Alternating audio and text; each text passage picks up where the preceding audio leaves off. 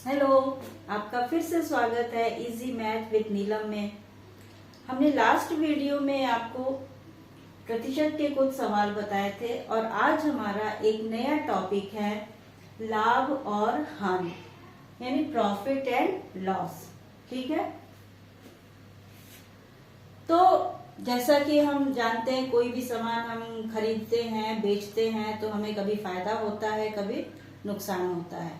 तो जब हम कोई सामान, कोई भी वस्तु खरीदने जाते हैं तो वो हम उसको कहते हैं क्रय मूल्य। जिस दाम पे हम किसी वस्तु को खरीदते हैं उसे हम क्रय मूल्य कहते हैं। ठीक, और जब हम किसी वस्तु को किसी मूल्य पर बेचते हैं तो उसे हम विक्रय मूल्य कहते हैं। ठीक है, क्रय मूल्य का मतलब जब जिस दाम पे हमने सामान को खरीदा है, और विक्रय मूल्य का मतलब जिस दाम में हमने सामान को बेचा है।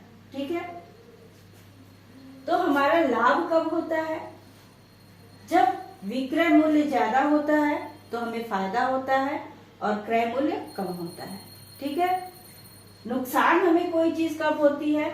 जब हम क्रय मूल्य ज्यादा होता है और विक्रय मूल्य कम होता है। यानी जब हम किसी वस्तु को कम दाम में खरीदकर ज्यादा दाम में बेचते हैं तो हमारा वहां पे फायदा होता है, यानी लाभ होता है। ठीक, और जब हम किसी वस्तु को ज्यादा दाम पे खरीद के उसे कम दाम में बेचते हैं तो हमारा वहां पे नुकसान होता है, यानी हानि होती है। ठीक है, इसी को हम लाभ और हानि कहते हैं। ठीक, चलिए इसको हम एक एग्जाम्पल के जरिए और समझाने की कोशिश करते हैं। आलोक ने एक पुरानी साइकिल 875 रुपए में खरीदी। ठीक, और उसकी मरम्मत पर 250 रुपए खर्च किए। एक तो वो पुरानी साइकिल खरीद रहा है 875 रुपए में, और उसकी मरम्मत पर भी 250 रुपए उसने खर्च कर दिए। अब कुछ दिन वो साइकिल चलाने के बाद 1200 रुपए में बेच दिया। ठीक है, उससे कुल कितना लाभ हुआ? 875 में खरीदा, 1200 में बेच दिया। ठीक है, लेकिन यहाँ पे कुछ और भी खर्च उसने किया है, 250 रुपए उस साइकिल के ऊपर। तो चलिए हम लोग कोशिश करते हैं, देखते हैं। साइकिल का क्रय मूल्य 875 रुपए। क्रय मूल्य मतलब जिस दाम में उसने खरीदा है, 875 रुपए में खरीदा है तो ये इसका क्रय मूल्य हो गया। मरम्मत में खर्च 250 रुपए। जब उसने साइकिल खरीदी तो उस साइकिल में कुछ खराबी भी रही होगी तो उस पे खर्च उसने किए हैं 250 रुपए। लागत मूल्य कितना हो गया? 875 और 250 को हमने जोड़ दिया तो आया 1125 रुपए। ठीक है, अब यहाँ पर क्या है? साइकिल का विक्रय मूल्य 1125 रुपए उसने उस साइकिल पे खर्च किए और उसने उस साइकिल को बेचा 1200 रुपए में। ठीक है, तो अब उसे लाभ हुआ कि हानि हुआ? तो हमें तो यहाँ पे दिख रहा है कि नहीं भाई, 875 रुपए में खरीदा है, 1200 रुपए में बेचा है। ठीक, तो हम देखते हैं लाभ उसको कितना हुआ। तो हम जानते हैं लाभ बराबर विक्रय मूल्य माइनस क्रय मूल्य। ठीक है, जितने में खरीदा है वो हम घटा देंगे जितने में बेचा है उसमें से जो बड़ी संख्या। तो 1200 माइनस 1125। 1200 में उसने साइकिल को बेची है और 1125 रुपए की उसकी साइकिल पड़ गई थी खर्च और देने में, तो उसके पास बचा कितना? 75 रुपए। लाभ कितना हुआ उसको? साइकिल खरीद के बेचने में 75 रुपए का फायदा हुआ। ठीक है, अब यहाँ हमने जो लागत मूल्य लिखा है, ये लागत मूल्य क्या होता है? लागत मूल्य हम उसे कहते हैं जब हम वस्तु खरीदते समय भुगतान की राशि प्लस ऊपरी व्यय। यहाँ राशि तो हमने दी, राशि हमने कितने दे दी? 875 रुपए। अब ये ऊपरी व्यय क्या है? ऊपरी व्यय का मतलब जब हम कोई भी सामान खरीदते हैं तो उसे हमें अपने घर तक ले आने में लेके या फिर कहीं पहुंचाने में उसके ऊपर जो भी खर्च आता है, जैसे अगर वो टूटी फूटी है तो उसको कुछ हम मरम्मत करते हैं, या कभी कभी हमें उसके ऊपर मजदूरी देनी पड़ती है, ठीक है, तो इस तरह का खर्च ऊपरी व्यय खर्च में आता है, तो वो भी उसी लागत में ही लग जाएगा। जो हमने क्रय मूल्य दिया है खरीदते समय वो भी उसी में जुड़ जाएगा। ठीक, तो इसको कहते हैं ऊपरी व्यय। ऊपरी व्यय का मतलब समझ गए होंगे, इसलिए इसको हमें इग्नोर नहीं करना है। जो हमारे ऊपर एक्स्ट्रा खर्च आया है सामान को खरीदने में राशि के अलावा, तो वो है लागत मूल्य खरीदते समय हमें उसको जोड़ना पड़ेगा। यही 875 और जो लागत मूल्य है 250, यही दोनों जोड़ के हमारा 1125 रुपए आया है। ठीक है, तो हमें उम्मीद है कि आप ऊपरी व्यय का मतलब समझ गए होंगे, लागत मूल्य का मतलब समझ गए होंगे। अब लाभ और हानि तो हमने समझ लिया कि हाँ, कोई भी चीज हम ज्यादा दाम में खरीदते हैं और कम दाम में बेचते हैं तो हमें फायदा होता है। ठीक है, जैसे कि इस एग्जाम्पल से हमने समझा। और जब हम कोई भी चीज ज्यादा दाम पे खरीदते हैं और कम दाम में बेचते हैं तो वहां पे हमें हानि होती है। और उस लाभ और हानि को हम इस तरह से कैलकुलेट कर लेते हैं, इस तरह से हल कर लेते हैं।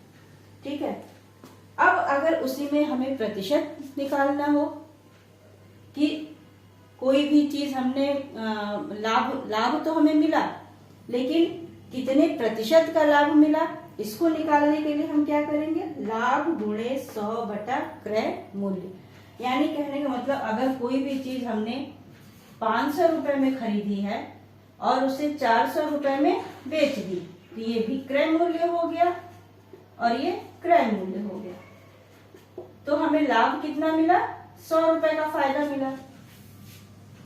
500 रुपए में खरीदी, 400 में बेच दी, तो हमें फायदा कितना हुआ, 100 रुपए का हुआ। ये हमारा क्या है, लाभ है। अब इस लाभ को हम प्रतिशत में कैसे निकालेंगे, यहाँ तो 500 दिया है, तो हम लाभ प्रतिशत का हमारा ये फार्मूला है लाभ गुणे 100 बटा क्रय मूल्य। ठीक है, चलिए हम निकालते हैं।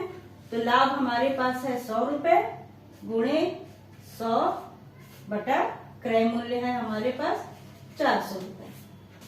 ठीक है, अब फिर से इसको देखिए, कोई भी सामान हमने 500 रुपए में लिया तो विक्रय मूल्य हो गया, 400 रुपए में खरीदा तो वो क्रय मूल्य हो गया, और उसी को हमने 500 में बेचा तो विक्रय मूल्य हो गया। हमारा लाभ कितना हुआ, 100 रुपए का लाभ हुआ। तो कितने प्रतिशत लाभ हुआ, तो ये हमारा लाभ है 100 रुपए, और इसको हम क्या करते हैं, 100 बटा क्रय मूल्य कर देते हैं, जो हमारा ये फार्मूला है, जो हमारा ये सूत्र है। अब हमें इसको हल करना है। ठीक है, तो ये हम इसको काट दिए, भाग दे दिए, 100 चौके 400, और 4 से ये कट गया 25, तो यहाँ पे कितना आया, 25%। कितने का लाभ हुआ, 25% का।